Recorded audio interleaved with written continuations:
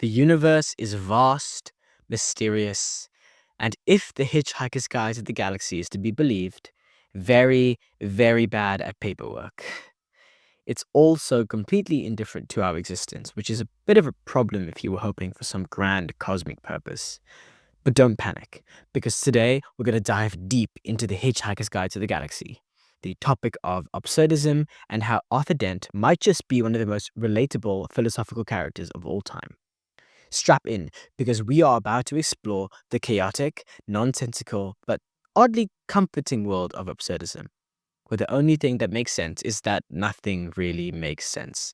And while we're at it, we'll take a closer look at how absurd life actually is on Earth, and how Arthur Dent's pre-space adventures perfectly encapsulate the everyday absurdity and oddity that we all face.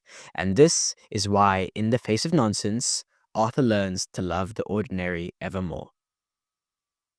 Hey, this is just a preface to the video, is that this video explores the topic of absurdism, which is one philosophical viewpoint. It's not one that I necessarily agree with, but it's one that I found to be very interesting to explore and is actually hinted at and has many similarities with the themes of one of my favorite books, which is the comedy book by Adam Douglas, being The Hitchhiker's Guide to the Galaxy. Now, in this video, I make lots of references to how that is the philosophical viewpoint that I perceive the world through. Um, I will say things like, that's a problem if you are hoping for some grand cosmic purpose. But I just want to state that this is not my philosophical viewpoint. Thank you. Enjoy the rest of the video. Look, I don't know what's going on either, but that's okay, because neither does Arthur, and that's the point. In fact, the whole point of absurdism is that it's not really about finding answers, but it's about learning to live with the universe that refuses to give them. So grab your towel, make yourself a cup of tea, and let's get into it.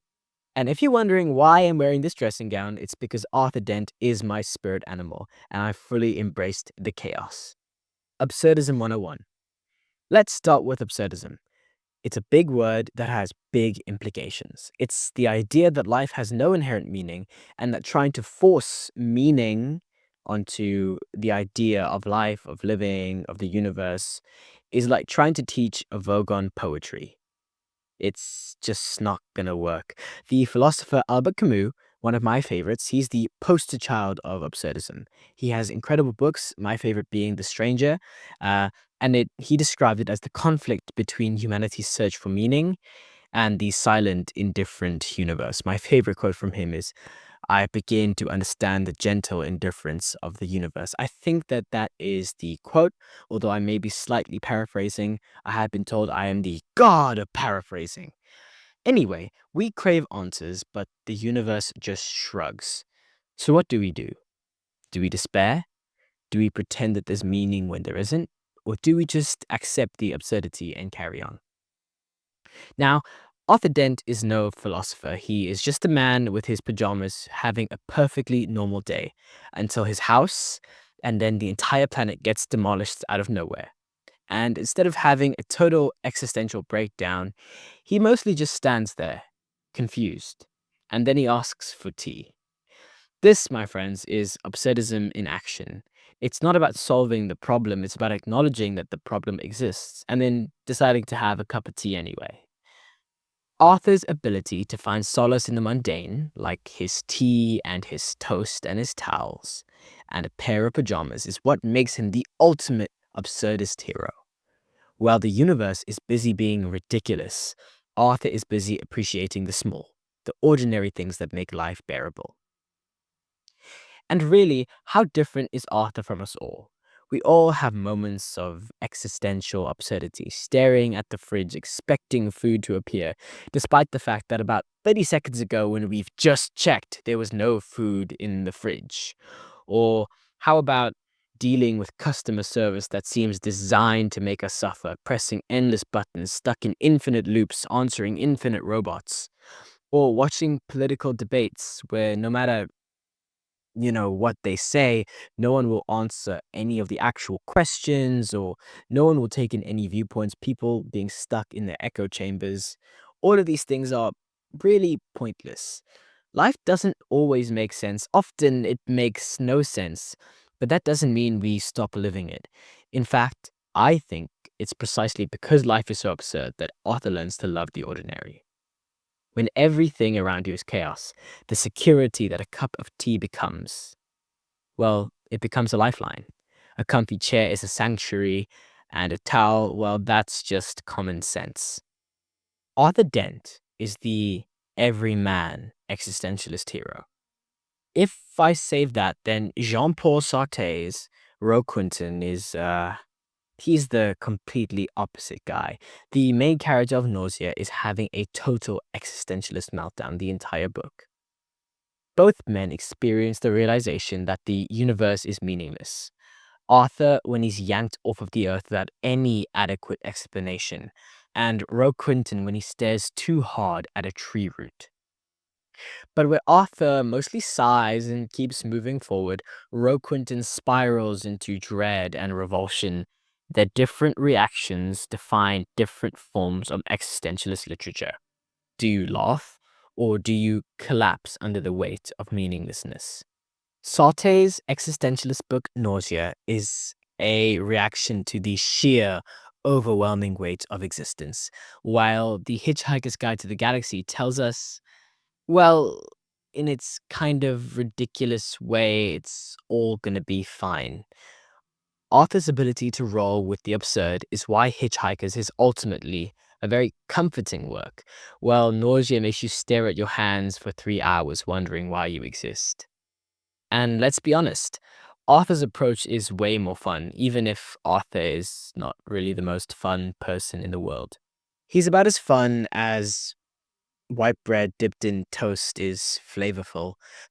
But it's sort of like the difference between watching Rick and Morty and reading The Metamorphosis. One makes you laugh at the absurdity, and the other one makes you lie in your bed staring at the ceiling, wondering, how can people be like this?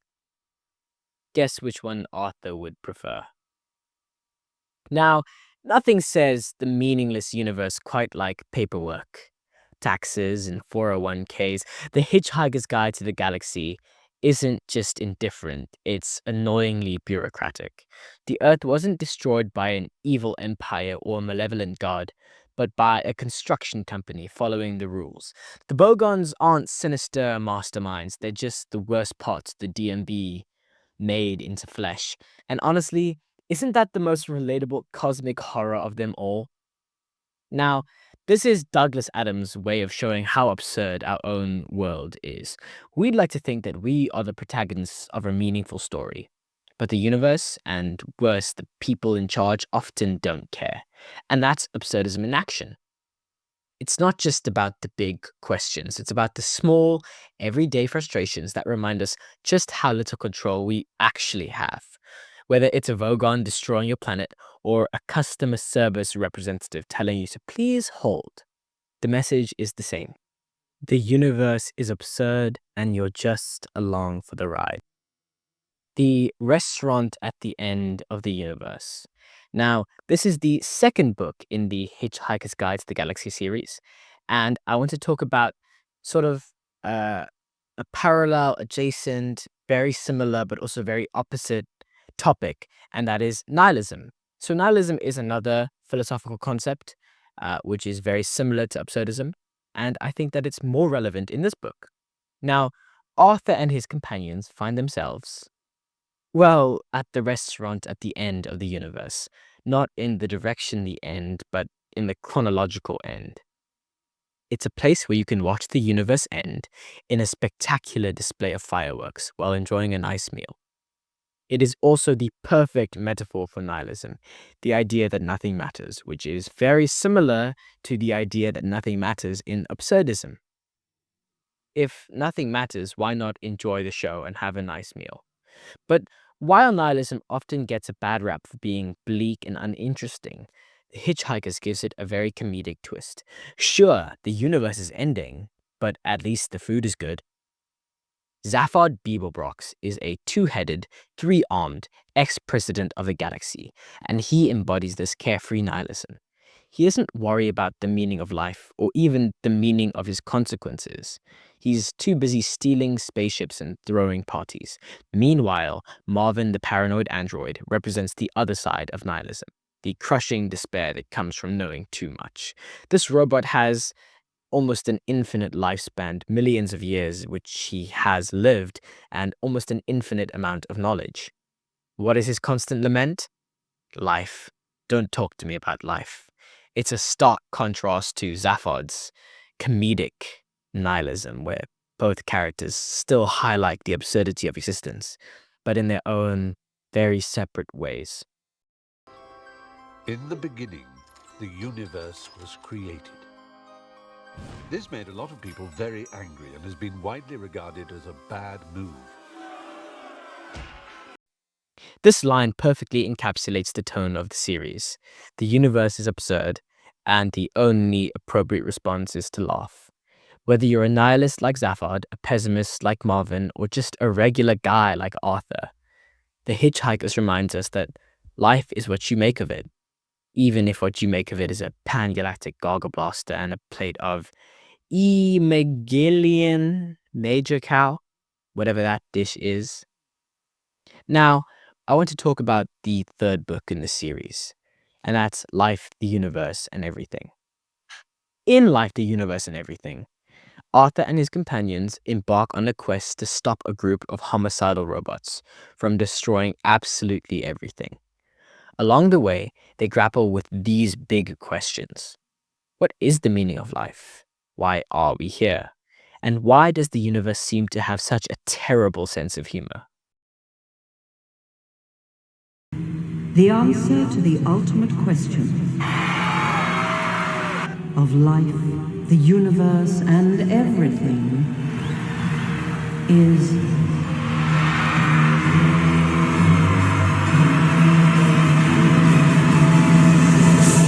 42.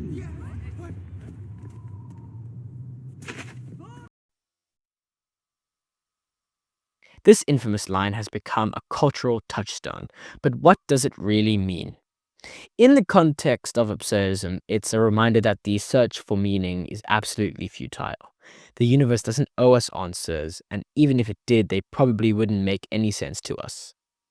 But that doesn't mean we should stop asking questions. As Ford Prefect puts it, the questions are what matters. Answers are just a bonus. Arthur's journey in life, the universe, and everything is a metaphor for the human condition. We are all searching for answers, but the universe is very content with keeping us guessing. And maybe that's okay. Maybe the point isn't to find the answers, but to enjoy the journey. This is for many shows where it doesn't have to say anything, it just has to be a fun journey. Even if the journey involves killer robots, cricket matches, and a lot of running away from things. So long, and thanks for all the fish. Finding joy in the ordinary. In the fourth book in the series, Arthur finally returns to Earth, or at least a version of it. After all the chaos and absurdity of his adventures, Arthur finds solace in the ordinary. He falls in love, enjoys a quiet life, and even learns to appreciate the little things, like a good cup of tea and a comfortable chair. This line encapsulates the essence of Arthur's journey. After everything he's been through, he realizes that life is what you make of it. The universe may be absurd, but that doesn't mean you can't find joy in the small, ordinary moments. Whether it's a cup of tea, a good book, or a quiet afternoon with someone you love. These are the things that make life worth living, even in this meaningless universe. Now, I think everybody can take away something from that. From the ridiculousness of normal life. You can find joy in a flower, or a hug, or kind words of affection to someone you really value. Camus once wrote that we must imagine Sisyphus happy. The guy pushing the boulder up the hill for eternity, that's the guy. Camus argued that the only way to deal with this absurd world is to embrace it. Keep pushing that boulder up the hill. Not because it means anything, but what else are you going to do? Arthur isn't a hero in the traditional sense. He never finds the ultimate truth. He never really saves the universe. He doesn't really do any good deeds or any big accomplishments. But he keeps going. He rolls with the nonsense. He sips his tea. And occasionally, very occasionally, he enjoys the ride. And that's absurdism in action. In a universe that's constantly throwing curveballs like sentient mattresses, depressed robots, and planets getting demolished for an intergalactic highway, Arthur finds meaning in the ordinary. A good cup of tea, a comfortable chair, a towel. My repetition of these things show the sort of comforting and solid and secure nature of these items. These are things that keep him grounded. And they're things that remind us just to appreciate the small joys in life, even when everything else is falling apart. So, what do you make of this absurd and indifferent universe? Simple. Don't panic. And always know where your towel is. Because in a world that doesn't make any sense, sometimes the best thing you can do is hold on to the things that keep you grounded. Whether it's a cup of tea, a good book, or a towel, these ordinary things remind us that life, for now, in all of its absurdity, is still worth living. And if all else fails, remember, the answer is 42. Now, if you'll excuse me, I have some Vogon poetry I've been meaning to avoid. Thank you, and see you, Space Cowboy. Bones sinking like stone is all that we fall for.